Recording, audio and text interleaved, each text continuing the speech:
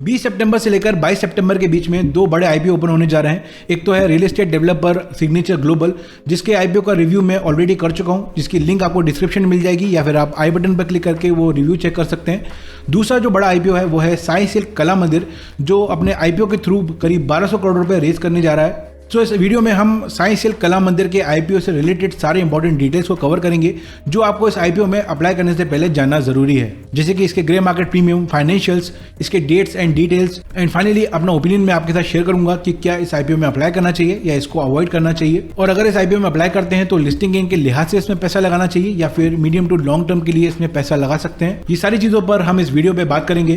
तो इस वीडियो को अभी से लाइक कर दीजिए और चैनल पर पहली बार आए हैं तो सब्सक्राइब कर लीजिए, क्योंकि इसी तरह के वीडियोस मैं अपने चैनल पर लाता रहता हूं। तो चलिए आज का वीडियो स्टार्ट करते हैं। तो चलिए सबसे पहले बात करते हैं इस कंपनी के बारे में। तो साई सिल्क कला मंदिर एक एथनिक वेयर ब्रांड है जो कि 2005 में इनकॉर्पोरेट हुआ था, और करीब 10 साल पहले यानी कि 2013 में ये अपना आईपीओ लेकर आने वाले थे, लेकिन उस समय ये आईपीओ अनसक्सेसफुल रहा। कंपनी इंडिया की बड़ी एथनिक अपैरल रिटेलर है और ई कॉमर्स के जरिए भी अपने प्रोडक्ट को सेल करते हैं।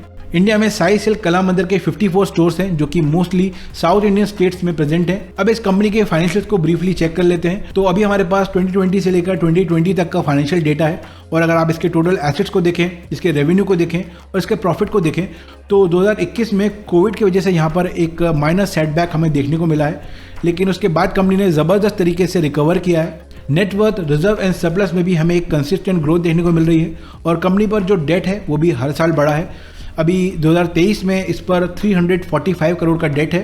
ऑब्जेक्टिव ऑफ द इशू की बात करें तो यहाँ पर 5 ऑब्जेक्टिव कंपनी ने मेंशन किए हैं। सबसे पहला कैपिटल एक्सपेंडिचर, 25 न्यू स्टोर्स खोलना चाहते हैं। इसके अलावा 2 नए वेयर हाउसेस खोलना चाहते हैं, और वर्किंग कैपिटल रिक्वायरमेंट, इसके अलावा जो बोरिंग्स हैं उसको कम करना चाहते हैं, उसको रीपे करना चाहते हैं, और फाइनली जनरल कॉर्पोरेट पर्पसेस के लिए ये कंपनी आईपीओ लेकर आ रही है। कंपनी का जो मार्केट कैप है वो है 3404 करोड़ का। पी जो है वो 27.37 है। रिटर्न ऑन इक्विटी 27.96 है। रिटर्न ऑन कैपिटल एम्प्लॉयड 23.55 है। तो दोनों काफ़ी अच्छे नंबर्स हैं, और डेट टू इक्विटी है 0.87 का, और एक के नीचे अगर डेट टू इक्विटी होता है तो उसको अच्छा माना जाता है, तो यहाँ पर ये एक पॉजिटिव है। रिटर्न ऑन नेटवर्थ भी बढ़िया है 24.56% का। अब अगर इसके कॉम्पिटिशन को देखें तो यहाँ पर इसके लिस्टेड पीयर्स को आप यहाँ पर चेक कर सकते हैं, और इस हिसाब से अगर जो साई सिल्क कला मंदिर है इसका पी काफ़ी कम है, बाकी जो इनके कॉम्पिटिटर्स हैं उनका पी काफ़ी ज़्यादा है, और पूरे सेक्टर का ही पी जो है वो काफ़ी ज़्यादा है। इसके अलावा साई सिल्क कला मंदिर के जो बाकी नंबर्स हैं वो भी अपने कॉम्पिटिटर्स से काफ़ी अच्छे दिखते हैं। अब इस आईपीओ से related important dates and details को चेक कर लेते हैं। तो 20 सितंबर से लेकर 22 सितंबर के बीच में आप इसमें अप्लाई कर सकते हैं। यहाँ पर जो प्राइस बैंड है वो है 210 टू 222 रुपीज़ पर शेयर का। 67 शेयर्स का यहाँ पर एक लॉट है। मिनिमम एक लॉट आपको खरीदना जरूरी है, जिसके लिए आपको 14,874 रुपीज़ देने होंगे। मैक्सिमम आप 13 लॉट्स के लिए अप्लाई कर सकते हैं। जो इशू साइज है वो है 1201 करोड़ का। इसमें से 600 जो है वो फ्रेश इशू है, और बाकी 601 जो है वो ऑफर फॉर सेल है, यानी कि प्रमोटर्स अपना स्टेक यहाँ पर सेल करने वाले हैं। मिनिमम 35% का रिजर्वेशन यहाँ पर रिटेल इन्वेस्टर के लिए रखा गया है। अब अगर ग्रे मार्केट प्रीमियम की बात करें तो इस समय ग्रे मार्केट प्रीमियम इस आईपीओ का काफ़ी कम है। 7 रुपये का ग्रे मार्केट प्रीमियम है, जो कि एस्टिमेटेड लिस्टिंग प्राइस को बना देता है 229, और करीब 3.15% का ग्रे मार्केट प्रीमियम है।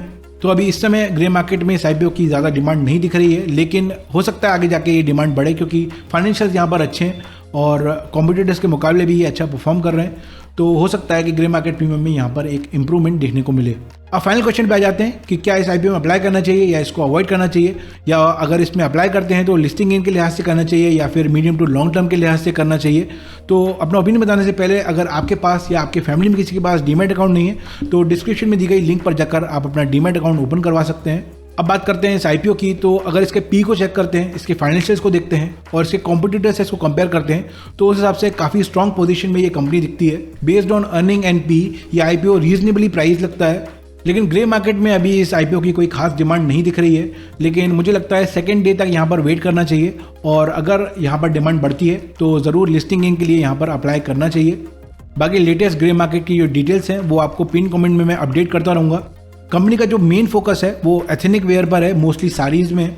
तो यहाँ पर मुझे लगता है लिस्टिंग के बाद भी ये कंपनी काफ़ी अच्छा परफॉर्म कर सकती है, और शॉर्ट टू मीडियम टर्म के लिए स्टॉक को होल्ड किया जा सकता है। अभी फेस्टिवल सीजन भी आने वाले हैं और वेडिंग सीजन भी आने वाला है, तो उस लिहाज से शॉर्ट टर्म में ये कंपनी काफ़ी अच्छा परफॉर्म कर सकती है। तो सिक्लिकल स्टॉक है, उस लिहाज से भी इसको देख सकते हैं। बाकी ये कोई रिकमेंडेशन नहीं है, आप अपनी खुद रिसर्च करने के बाद ही इस IPO में अप्लाई करिए या फिर आप स्टॉक को बाय करिए। ये वीडियो सिर्फ एजुकेशनल पर्पज़ के लिए है। अगर कोई सवाल है तो आप कमेंट सेक्शन पर जरूर पूछ सकते हैं। वीडियो अच्छा लगा तो लाइक कीजिए और अपने फ्रेंड्स के साथ शेयर कीजिए, और चैनल पर पहली बार आए तो सब्सक्राइब कर लीजिए और बेल आइकन प्रेस कीजिए ताकि आने वाले वीडियोस की अपडेट आपसे मिस ना हो। मैं मिलूंगा आपसे नेक्स्ट वीडियो में। Take care and have a great day.